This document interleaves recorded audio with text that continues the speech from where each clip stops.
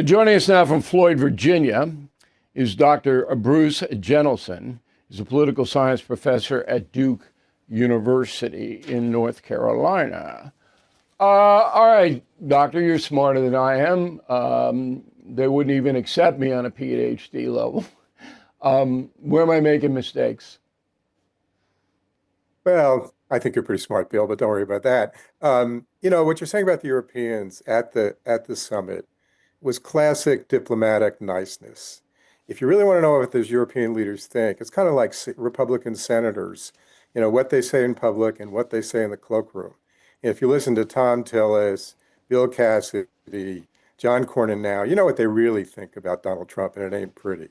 And it's the same with the Europeans. What they were saying there about greater security in the region and the global economy was, yeah, if you stop this war, we will no longer have the problems that you, along with the Iranians, but you also helped create for us and for the rest of the world. So, just to take it on surface value, it's like being nice at a toast, but not really what people think. So you're not believing the sincerity of our allies in NATO. You don't think that they know that Iran is a terrorist state and has caused trouble for almost 50 years now since the Shah got booted.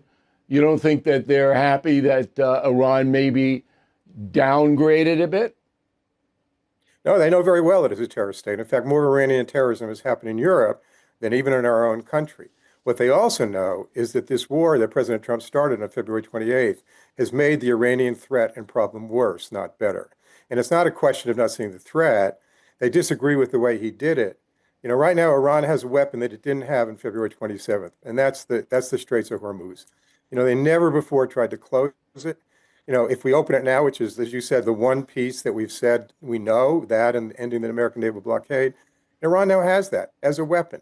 And that's a problem for everybody that uses oil anywhere in the world. So they know darn well what the threat is. But they fundamentally see this as making it worse. If the Iranians continue misbehaving in Hormuz, they don't get any money. Well, they've been getting money elsewhere. They've been sending their oil out but in other ways. Come on, doctor. It's 80% inflation in the country, and their economy is going down the drain, which is one of the reasons they had to come to the table. No, it's not. They were ready to negotiate. On February 27th, they sent a proposal to Washington with the foreign minister that's been validated by the Trump administration, in which they said, we're prepared to offer a deal on the nuclear issue to give President Trump more than President Obama got. And we all know that that's a big deal for Donald Trump to say he's better than any other president.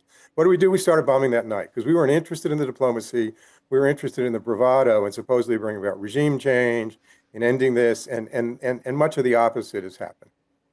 Okay, but they had an opportunity, they being Israel and the United States, to decapitate the leadership of Iran, which is, can't trust them, as you point out, in one swoop, which happened.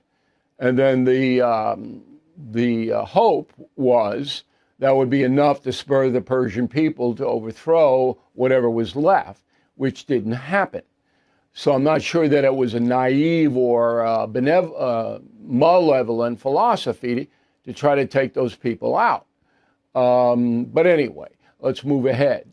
So what you said is you don't believe the sincerity of the NATO people. You think they're just playing Trump, just telling him what he wants to hear? No, I'm telling you, they're very sincere about their commitment to NATO, and they'd love to see a commitment by us to that. What they're doing in a diplomatic setting is what we all do. You sometimes say polite things. So, don't draw the conclusion, oh, he said that the NATO allies aren't sincere.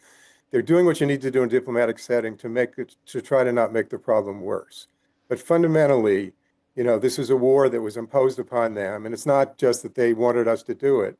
They knew it was a bad idea, a bad policy, and they couldn't stop President Trump.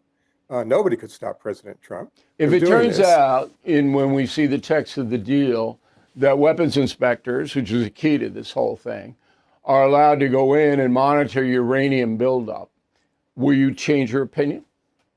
That's where we were in 2015, Bill. That's what the Obama deal was. Okay. There weren't any weapons inspectors there, Doctor. Yep. I had the guys from Austria on this program. And they had not been to Iran in 6 or 7 years because the mullahs wouldn't let them in.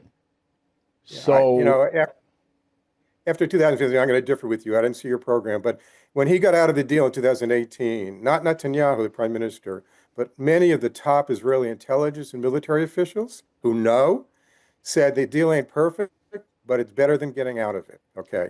So that was Israelis, not just Democrats or others saying that the deal, was worth building on and improving, but not thrown overboard, and then having the Iranians build up without inspectors for all those years because there was no deal because we pulled out. well, but they were building up. That's why we bombed Natanz about a year ago. And by all measures, the nuclear program from Iran was damaged, according to Mossad, according to CIA, according to everybody. But if you can produce one weapons inspector who has gone in to look at uranium in the last 7 years, I'll come to Duke and I'll do whatever you want. But you can't, because there were no weapons inspectors allowed in, and that was part of the Obama deal. Now, I understand the Democratic Party, and I'm not accusing you of being a Democrat or a Republican. I know that's the narrative, that this is Trump's war, we didn't have to start it because the Obama deal was just as good.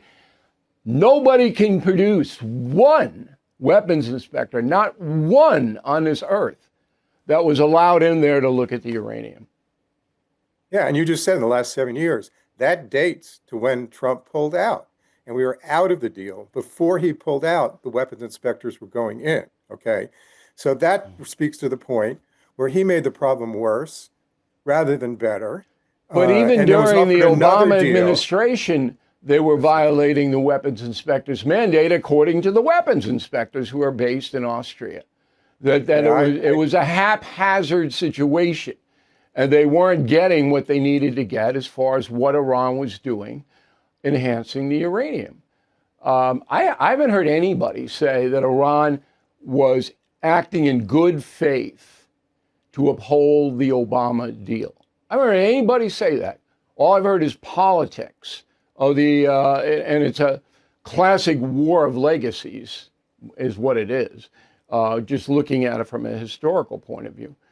But I'm looking for a weapons inspector, and I'll go back until, Obama left office. And we can't find any, and we've been looking. Last word. Well, I'll tell you what, look at quotes from Moshe Ya'alon, the former Israeli defense foreign minister, Gadi Eisenkot, the chief of staff, Ami Ayalon, the former head of the Mossad and the Shin Bet. They were saying this at 2018, that it was working pretty well, okay? So, there were why would the Israelis say that it was working pretty well if they, of all people, were the most concerned about the Iranian deal? So that's why the way it was. why would the Netanyahu government argue with them?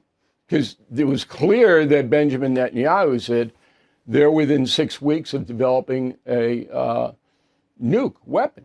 That's what he said. He's a leader of the government. Why would he contradict his own guys? He's done that time and again. His whole politics were based on pumping up the Iranian threat to distract from everything else that he was doing. And his military and intelligence officials who genuinely cared about Israeli national security, not about Bibi Netanyahu's politics, were the ones saying, it's working, it's not perfect, it's working.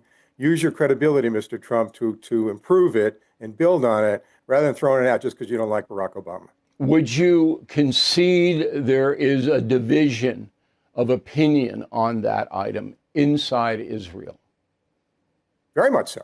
That's why Okay. I quote the intelligence officials. All right, because there's a whole crew that says no, these people had the capacity in 6 weeks. I don't believe the 6 weeks thing, but fairly soon that they could get a nuke up and running and then hand it off to somebody.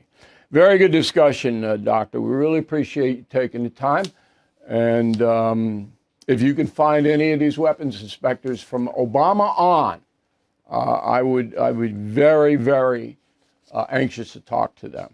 We appreciate it.